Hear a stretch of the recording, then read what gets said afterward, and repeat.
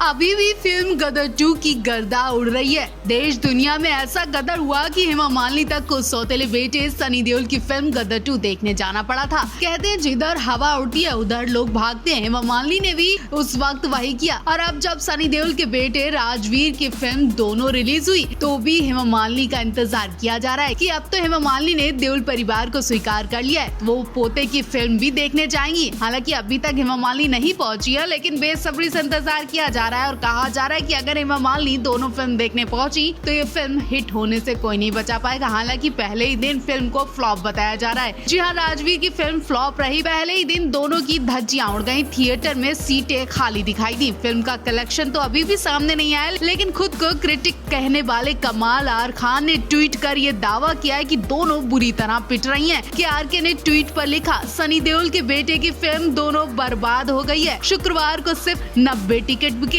शनिवार को 42 और रविवार को सिर्फ 43। और मुझे यकीन है कि ये टिकट्स भी सिर्फ प्रोड्यूसर नहीं खरीदे होंगे। सनी देओल और उनके बेटे की नहीं बल्कि पूरे देओल परिवार की के आर के खान ने घटिया बेइज्जती की है।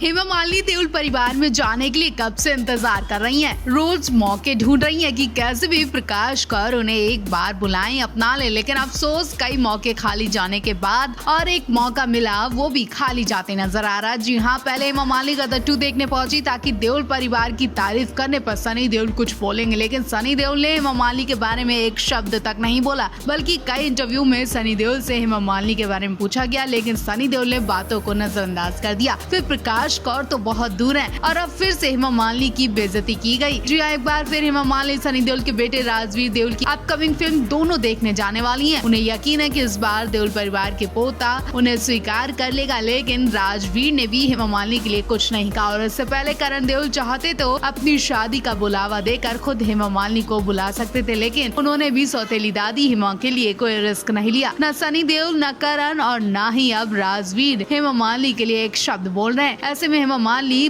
बार बार अपनी बेइज्जती कब तक कराएंगी।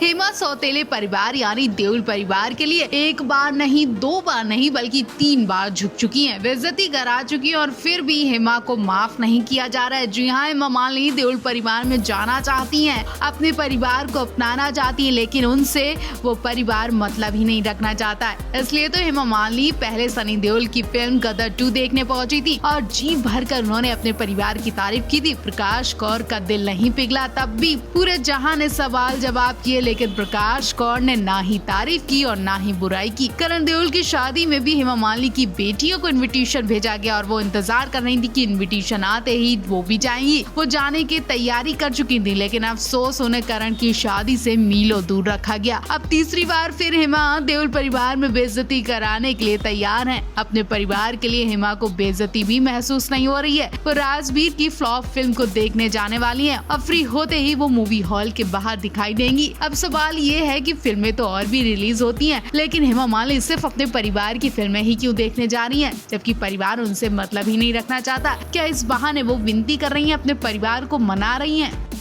बस कुछ ही हफ्तों में टीवी का सबसे चर्चित कंट्रोवर्शियल शो बिग बॉस का 70वां सीजन आने वाला है। इस सीजन में फिल्म इंडस्ट्री की मशहूर अदाकारा ममता कुलकर्णी की एंट्री की खबर सामने आ गई है। जब से ममता का कनेक्शन अंडरवर्ल्ड डॉन छोटा राजन से जुड़ा था, तब से लोग ममता कम और भगौड़ी ममता के नाम से ज्यादा जानते हैं। ममता का नाम आए और उनके खतरनाक अतीत को याद ना किया जाए, ऐसा तो हो ही नहीं सकता। ममता फिल्म इंडस्ट्री की सबसे ज्यादा हिट हीरोइनों में से एक थी। ममता ने सलमान खान, शाहरुख खान जैसे स्टार्स के संग करण अर्जुन जैसी फिल्म बनाकर खूब लाइमलाइट बटोरी थी और उसके बाद ममता के पास फिल्मों का ढेर लग गया था। लेकिन करियर की ऊंचाइयों पर ममता की मुलाकात छोटा राजन से हुई, जिन्होंने ममता के लिए फिल्मों की लाइन लगा दी थी। छोटे राजन के प्यार में फिदा ममता फिल्में भी कर रही थी और विदेश में नशा का काम भी कर रही थी। जब छोटा राजन को देश छोड़कर भागना पड़ा तो ममता का दिल उनके साथी विकी पर आ गया और ममता विकी के प्यार में देश छोड़कर दुबई बस गयी। वहाँ नशा का कारोबार भी करने लगी। साल 2016 में रग एजेंसी ने विकी और ममता को केन्या एयरपोर्ट से गिरफ्तार कर लिया था। इंडिया में भी ममता नशा कारोबार करती थी, लेकिन लाख कोशिशों के बाद भी इंडिया उन्हें नहीं लाया गया, जिसके बाद ममता को भगोड़ा घोषित कर दिया गया। अब कहा जाता है कि पहले ममता यहाँ के सारे केस फाइनल करेंगी, उसके बाद उन्हें बिग बॉस का मौका मिलेगा।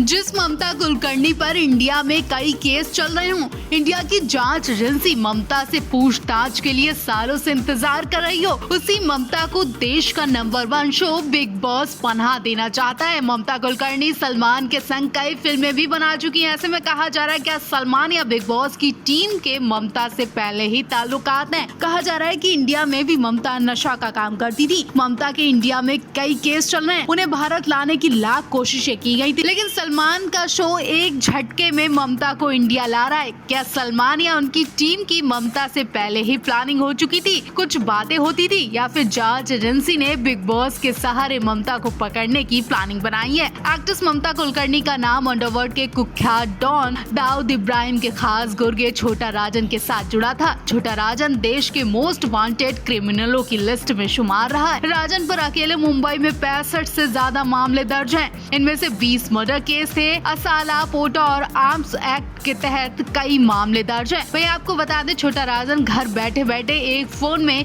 ममता कुलकर्णी के लिए कई फिल्में लगा देते थे।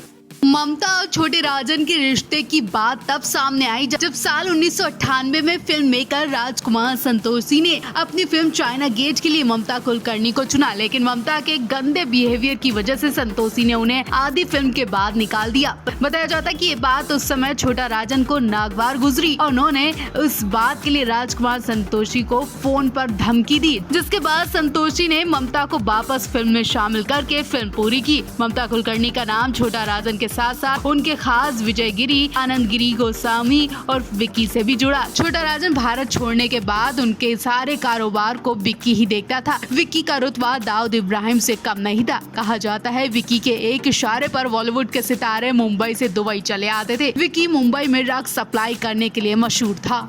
कहा जाता है जो जितनी ऊंचाई से उठता है उतनी ही ऊंचाई से तब गिरता है जब वो उस ऊंचाई की कदर नहीं करता है। एक्ट्रेस ममता कुलकर्णी के संग भी कुछ ऐसा ही हुआ। अंडरवर्ल्ड डॉन छोटे राजन से अफेयर के बाद ममता जो मन चाहती उस फिल्म में काम करती थी, डायरेक्टर की धज्जियां भी उड़वाती थी। एक तरह से फिल्म इंडस्ट्री के लोग ममता से परेशान हो चुके थे, लेकिन दाऊद की वजह से मुंह नहीं खोलते थे। एक वक्त ऐसा आया कि ममता को खुद मुंह की खानी पड़ी। मुंह छुपाकर दुबई भागी ममता को देश ने भगौड़ा नाम घोषित कर दिया। ममता कुलकर्णी सालों बाद बिग बॉस के जरिए इंडिया भले वापस आ रही हो, लेकिन इंडिया को धोखा देने वाली ममता को माफ नहीं किया जाएगा। उन पर अभी भी भारत में कई केस चल रहे हैं। अब कौन सा क्या केस है वो ममता के आने के बाद ही पता चलेगा। कहा जाता है कि बॉलीवुड करियर को अलविदा कहने के बाद ममता ने रग स्मगलर विक्की उर्फ विक्रम गोस्वामी से शादी कर ली थी। बाद में खुलासा हुआ कि ममता उनके साथ केन्या में लिव इन रिलेशनशिप में रहती हैं। खबरें ये भी थी कि दाऊद ने ही विक्रम गोस्वामी को गिरफ्तार करवाया था, क्योंकि वो छोटा राजन का बिजनेस संभाल रहा था। विक्की और ममता को केन्या से ही गिरफ्तार किया गया था। उसके बाद ममता को भी हिरासत में लिया गया। फिलहाल अभी ममता कहाँ है इस बारे में कोई जानकारी नहीं है।